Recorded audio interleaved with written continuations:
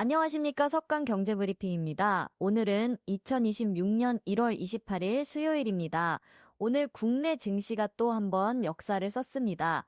코스피가 5100선을 돌파했고 코스닥도 1100선을 넘어서며 최고치 행진을 이어갔습니다. 특히 내일 발표될 삼성전자와 SK하이닉스의 실적을 앞두고 투자자들의 기대감이 최고조에 달하고 있는데요. 오늘도 박 교수님과 함께 시장을 깊이 있게 분석해 보겠습니다. 박 교수님 안녕하십니까? 네, 안녕하세요. 오늘 정말 놀라운 하루였습니다. 정말 그렇습니다. 코스피가 5170.81로 플러스 1.69% 상승했고 코스닥은 1133.52로 무려 플러스 4.7%나 급등했습니다. 이제 본격적으로 오늘의 시장을 분석해 보겠습니다. 먼저 오늘 국내 증시 마감 상황부터 살펴보겠습니다. 박 교수님, 코스피가 5100선을 돌파하고 코스닥이 1100선을 넘어섰습니다. 이 의미가 얼마나 큰 건가요? 엄청난 의미입니다. 코스피 5170.81, 코스닥 1133.5이라는 수치는 단순한 숫자가 아닙니다. 이건 한국 증시 역사상 최고치를 경신하고 있다는 뜻이거든요. 특히 코스닥의 플러스 4.7% 상승은 정말 폭발적인 수준입니다. 거래대금도 25조 원을 넘어섰다는 보도가 나왔는데, 이는 시장 참여자들의 열기가 얼마나 뜨거운지를 보여주는 지표입니다. 증권가에서는 가보지 않은 길이라는 표현까지 쓰고 있더군요. 맞습니다. 사실 많은 투자자들이 작년까지만 해도 코스피 5천선을 돌파할 수 있을지 반신반의했습니다. 그런데 지금은 5,100선을 안정적으로 넘어섰고 코스닥도 1,100선을 돌파했어요. 이런 상승세의 배경에는 몇 가지 핵심 요인이 있습니다.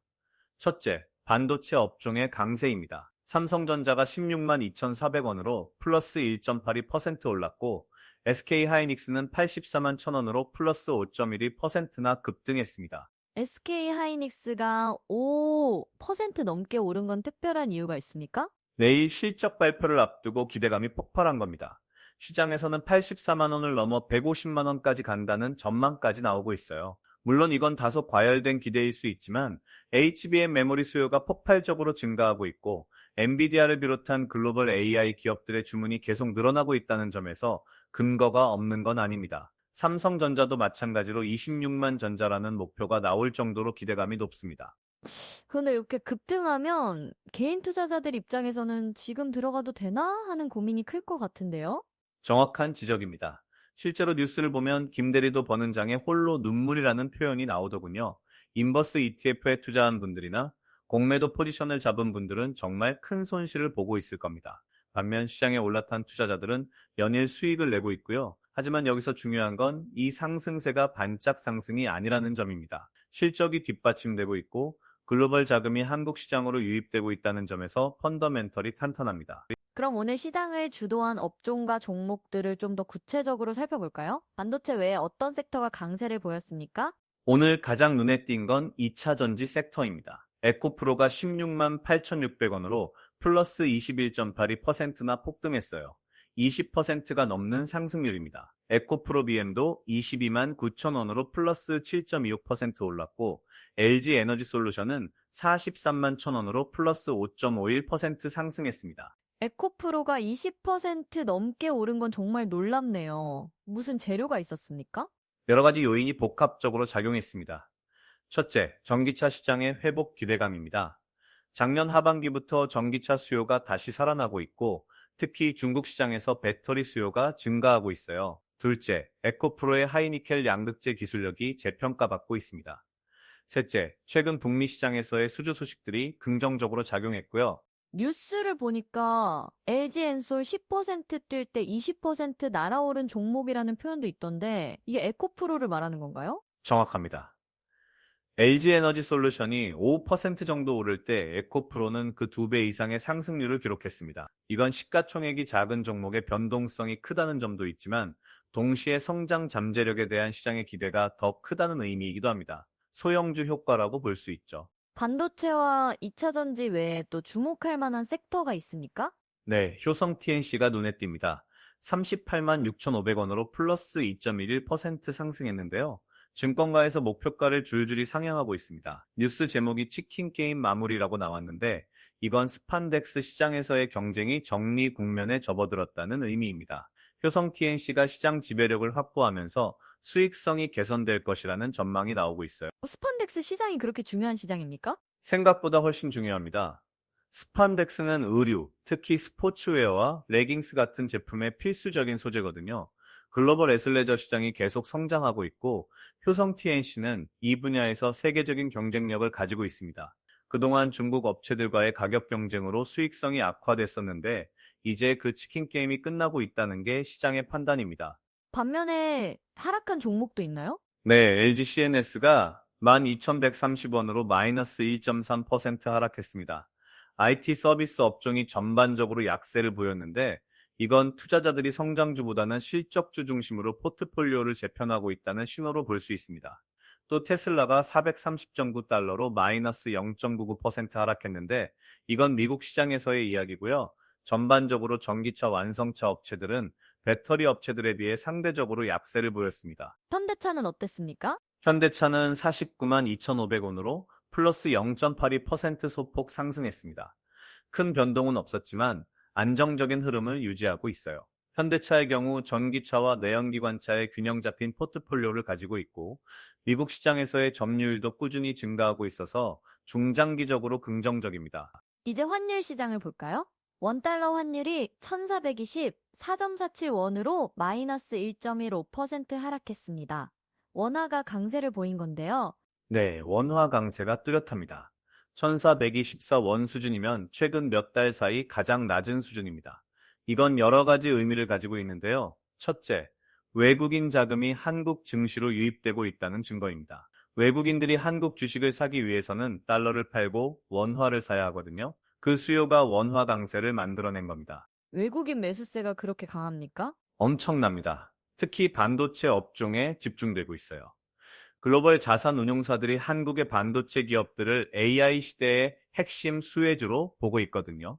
삼성전자와 SK 하이닉스의 밸류에이션이 엔비디아나 TSMC에 비해 여전히 저평가되어 있다고 판단하고 있고요.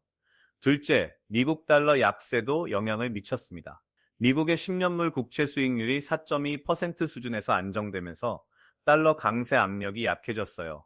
그런데 원화 강세가 수출 기업들한테는 부담이 되지 않습니까? 좋은 질문입니다. 일반적으로는 그렇습니다. 원화가 강세면 수출 가격 경쟁력이 떨어지니까요. 하지만 지금 상황은 좀 다릅니다. 첫째, 반도체나 배터리 같은 첨단 산업은 가격 경쟁보다는 기술 경쟁이 핵심입니다. 원화가 조금 강세라고 해서 주문이 줄어들지 않아요. 둘째, 원화 강세는 원자재 수입 비용을 낮춰줍니다. 특히 에너지나 원자재를 많이 수입하는 기업들한테는 오히려 유리할 수 있어요. 셋째, 적정 수준의 원화 강세는 물가 안정에 도움이 됩니다. 유가는 어떻습니까? WTI 원유가 배럴당 62.6달러로 플러스 0.34% 소폭 상승했습니다. 60달러 초반대에서 안정적인 흐름을 보이고 있어요. 이 정도 유가 수준은 한국 경제에 나쁘지 않습니다. 너무 높으면 물가 부담이 되고 너무 낮으면 글로벌 경기 침체를 시사하거든요. 60달러 전후는 적정 수준이라고 볼 수 있습니다. 금 시장은 어떻습니까? 금값이 많이 올랐다고 들었는데요.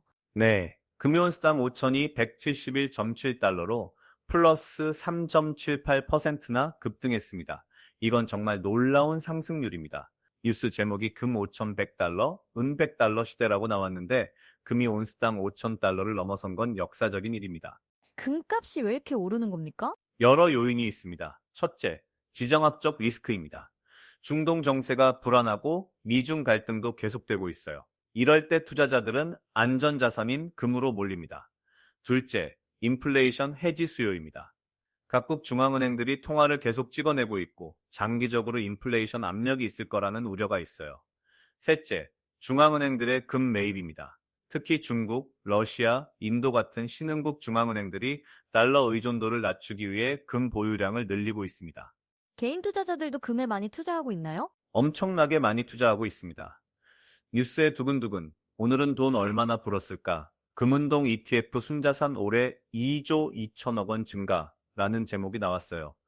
금 ETF, 은 ETF에 투자한 사람들이 연일 수익을 내고 있는 겁니다. 특히 채굴주나 재련주까지 뭉칫돈이 몰리고 있다고 하더군요. 금값이 오르면 금을 캐는 회사들의 수익도 늘어나니까요. 금 투자 지금이라도 늦지 않았을까요? 어려운 질문입니다. 단기적으로는 조정이 있을 수 있어요.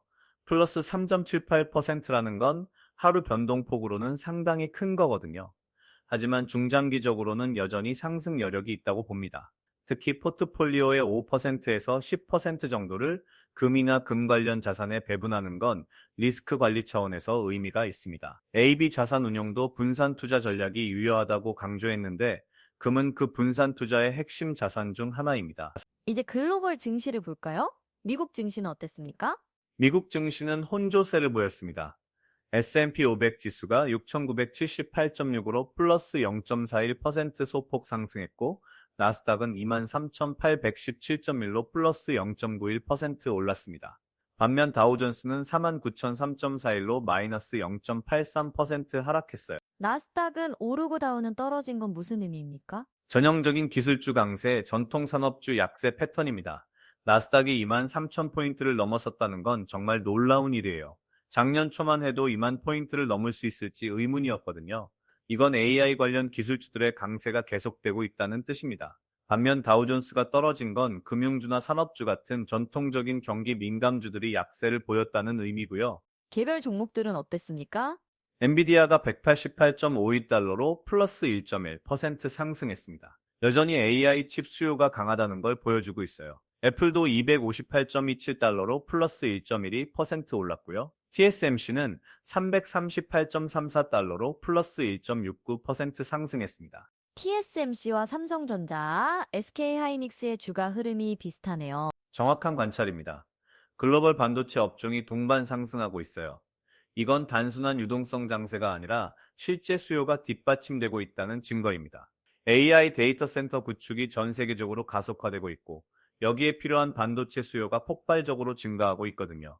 TSMC는 파운드리, 삼성전자는 메모리와 파운드리, SK하이닉스는 HBM 메모리로 각자의 영역에서 수혜를 보고 있습니다. VX 지수는 어떻습니까? VIX 지수가 16.35로 플러스 1.24% 소폭 상승했습니다. 16포인트 수준이면 시장이 상당히 안정적이라는 뜻입니다. 보통 VAX가 20을 넘어가면 시장이 불안하다고 보거든요. 지금은 그보다 훨씬 낮은 수준이에요. 투자자들이 시장 변동성을 크게 우려하지 않는다는 의미입니다. 미국 국채 시장은 어떻습니까? 10년물 국채 수익률이 4.2%로 플러스 0.24% 소폭 상승했습니다. 4% 초반대에서 안정되고 있어요. 이 정도 수준이면 연준의 통화 정책이 적절하게 작동하고 있다고 볼 수 있습니다. 너무 낮으면 경기 침체 우려가 있고 너무 높으면 긴축 우려가 있는데 지금은 그 중간 정도입니다. 연준의 금리 정책 전망은 어떻습니까? 시장에서는 올해 한두 차례 정도 금리 인하가 있을 거라고 보고 있습니다. 하지만 급격한 인하는 없을 것 같아요. 미국 경제가 생각보다 탄탄하게 버티고 있거든요. 고용시장도 여전히 강하고 소비도 견조합니다. 다만 인플레이션이 목표치인 2%에 근접하고 있어서 연준이 조금씩 완화적으로 갈 여지는 있습니다. 삼성전자가 1% 오르면 이 ETF는 2% 오르는 구조입니다. 미국에는 이미 TSLL이라는 TSMC 2배 레버리지 ETF가 있어서 큰 인기를 끌고 있거든요. 한국에서도 이런 상품이 나오면 개인 투자자들의 선택지가 넓어지는 겁니다. 그런데 레버리지 상품은 위험하지 않습니까? 당연히 위험합니다. 레버리지는 양날의 검이에요. 주가가 오르면 2배로 수익을 보지만 떨어지면 2배로 손실을 봅니다. 특히 변동성이 큰 장에서는 복리 효과 때문에 장기 보유 시 추적 오차가 커질 수 있어요. 그래서 금융당국도 투자자 보호 장치를 마련하고 있습니다. 예를 들어 고위험 상품임을 명확히 고지하고 투자자 적합성 평가를 강화하는 시기죠. 하지만 제대로 이해하고 사용하면 유용한 도구가 될 수 있습니다. 단기 트레이딩이나 전술적 배분에 활용할 수 있거든요. 다음으로 MBK 6호 펀드 관련 뉴스가 있던데요. 미국 공적 자금이 출자한다는 내용이었습니다. 네, 단독 보도로 나왔는데요. 미국 공적 자금이 MBK 6호 펀드에 최소 1조 2천억 원을 출자하기로 약정했다고 합니다. 이건 상당히 의미 있는 뉴스입니다. 미국의 공적 연기금이나 국부펀드가 한국의 사모펀드에 투자한다는 건 한국 시장의 투자 매력도가 그만큼 높아졌다는 뜻이거든요.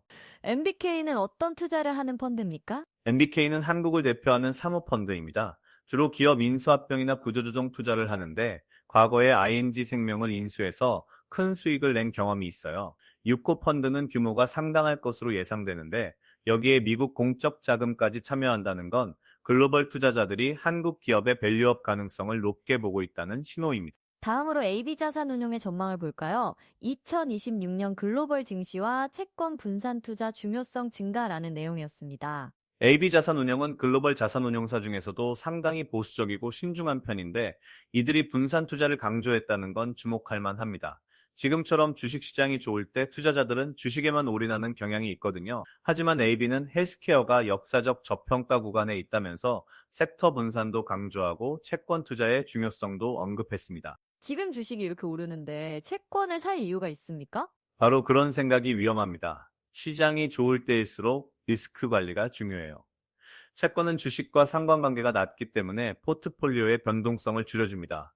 특히 지금처럼 주식 밸류에이션이 높아진 상황에서는 일부 자산을 채권으로 배분해 두는 게 현명합니다. 만약 갑자기 조정이 오면 채권 부분이 방어막 역할을 해주거든요. AB는 6대4 자산 배분, 즉 주식 60%, 채권 40% 같은 균형 잡힌 포트폴리오를 권고하고 있습니다. 헬스케어 섹터가 저평가되어 있다는 건 무슨 의미입니까? 최근 몇 년간 투자자들이 기술주, 특히 AI 관련주에만 집중하면서 헬스케어나 제약 바이오 섹터가 소외됐어요. 하지만 고령화는 계속 진행되고 있고 신약 개발도 활발합니다. 밸류에이션을 보면 헬스케어 섹터의 PER이 역사적 평균보다 낮은 수준이에요. 이런 상황에서 일부 자금을 헬스케어로 분산하는 건 좋은 전략이 될 수 있습니다. 마지막으로 적자 회사에서 수억 보수 받아간 임원들 뉴스가 있던데요. 이건 기업 지배구조와 관련된 중요한 이슈입니다. 회사가 적자인데도 임원들이 고액 연봉을 받아간 사례들이 있었어요. 앞으로는 이런 보수 지급의 근거를 낱낱이 공개해야 한다고 합니다. 이건 주주권리 강화와 ESG 경영의 일환입니다. 투자자 입장에서는 긍정적인 변화예요. 경영진이 실적에 책임을 지는 구조가 만들어지면 기업 가치가 올라가거든요. 이제 암호화폐 시장을 볼까요? 비트코인은 어떻습니까? 비트코인이 89,142.95달러로 플러스 0.05% 거의 보합 수준입니다. 89,000달러 선에서 등락을 거듭하고 있어요. 9만 달러 돌파를 시도했다가 밀리는 모습을 반복하고 있습니다. 비트코인이 힘을 못 쓰는 이유가 뭡니까? 몇 가지 요인이 있습니다. 첫째, 주식시장이 너무 좋아서 자금이 주식으로 몰리고 있어요. 특히 반도체나 AI 관련주들이 연일 신고가를 경신하니까 굳이 변동성 큰 암호화폐에 투자할 이유가 줄어든 겁니다. 둘째, 규제 불확실성입니다. 미국을 비롯한 각국 정부가 암호화폐 규제를 강화하고 있어요. 셋째, 기관 투자자들의 관망세입니다. 비트코인 현물 ETF가 나왔지만 생각만큼 자금 유입이 많지 않아요. 비트코인 전망은 부정적입니까? 단기적으로는 8만 달러에서 9만 달러 사이에서 박스권 움직임을 보일 것 같습니다. 하지만 중장기적으로는 여전히 상승 여력이 있다고 봅니다. 비트코인 반감기 효과가 아직 완전히 반영되지 않았고 기관 투자자들의 진입도 서서히 늘어나고 있거든요. 다만 변동성이 크기 때문에 포트폴리오의 소량만 배분하는 게 안전합니다. 전체 자산의 5% 이내가 적정하다고 봅니다. 알트코인들은 어떻습니까? 알트코인들은 비트코인보다 더 약세입니다. 이더리움도 부진하고 대부분의 알트코인들이 조정을 받고 있어요. 이건 전형적인 비트코인 도미넌스 상승 국면입니다. 암호화폐 시장에 불확실성이 있을 때 투자자들은 알트코인을 팔고 비트코인으로 갈아타는 경향이 있거든요. 알트코인 투자는 지금 시점에서는 신중해야 합니다. 이제 앞으로의 주요 일정과 투자 전략을 정리해 볼까요? 내일 가장 중요한 이벤트는 역시 삼성전자와 SK하이닉스 실적 발표겠죠? 맞습니다. 내일 장 마감 후 두 회사의 4분기 실적이 발표됩니다. 시장의 모든 관심이 여기에 집중되어 있어요. 실적 숫자도 중요하지만 컨퍼런스 콜에서 나올 경영진의 발언을 주목해야 합니다. HBM 수요 전망, 공급 계획, 가격 추이, 고객사 다변화 등이 핵심 키워드가 될 겁니다. 이 실적 발표 외에 또 주목할 일정이 있습니까? 이번 주 금요일에 미국의 1월 고용 지표가 나옵니다.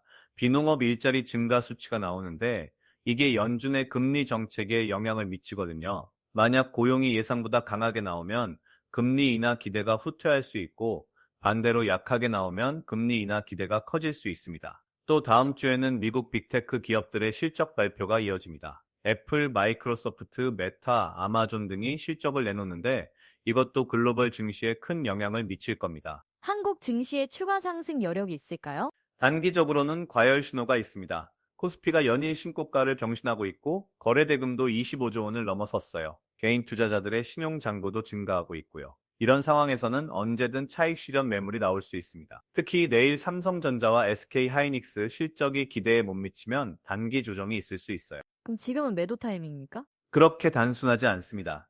단기 조정 가능성은 있지만 중장기 트렌드는 여전히 상승입니다. 실적이 뒷받침되고 있고 글로벌 자금이 유입되고 있거든요. 제가 드리고 싶은 조언은 세 가지입니다. 첫째, 수익이 난 종목은 일부 차익 실현하세요. 전부 팔 필요는 없지만 예를 들어 30% 정도는 현금화해서 조정 시 재진입 기회를 노리는 겁니다. 둘째, 레버리지를 줄이세요. 신용이나 미수로 투자하고 계신 분들은 조정 시 큰 손실을 볼 수 있으니 레버리지를 낮추는 게 안전합니다. 셋째, 분산 투자를 유지하세요. 한두 종목에 올인하지 말고 반도체, 2차 전지, 헬스케어, 금 등으로 분산하는 겁니다. 신규 투자자들은 어떻게 해야 합니까?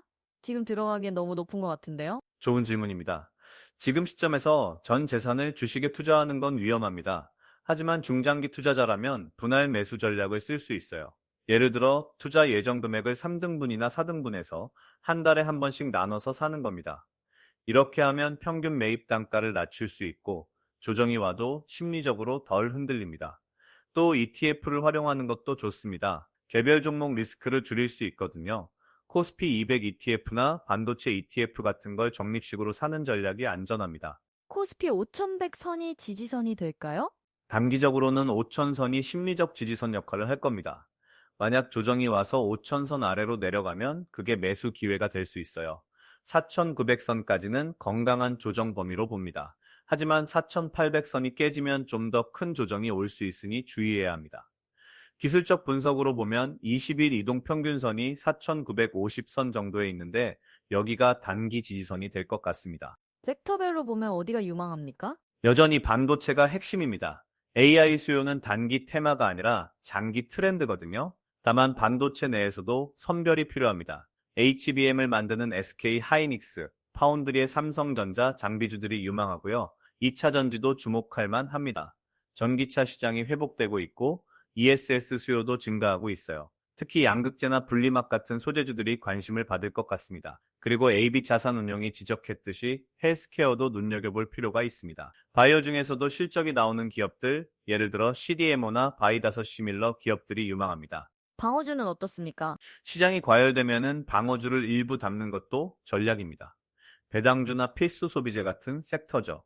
통신주나 유틸리티주도 방어적 성격이 있고요. 특히 배당 수익률이 4% 이상인 종목들은 조정장에서도 하방이 제한적입니다.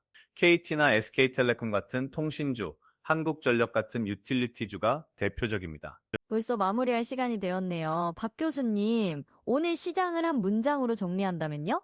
역사적 상승장이지만 내일이 중요한 분기점이다 라고 말씀드리고 싶습니다. 코스피 5100, 코스닥 1100이라는 숫자는 정말 대단한 성과입니다. 하지만 이게 지속 가능한 상승인지는 내일 나올 삼성전자와 SK하이닉스의 실적과 가이던스에 달려 있어요. 투자자 여러분들은 기대감과 함께 리스크 관리도 잊지 마시기 바랍니다. 마지막으로 투자자들께 한 말씀 부탁드립니다. 시장이 좋을 때일수록 냉정함을 잃지 마열쇼. 김 대리도 버는 장이라는 말에 현혹되어 무리한 투자를 하면 안 됩니다. 본인의 투자 원칙을 지키고 손절선과 목표가를 명확히 설정하세요. 그리고 절대 빌린 돈으로 투자하지 마시기 바랍니다. 레버리지는 수익을 2배로 만들지만 손실도 2배로 만듭니다.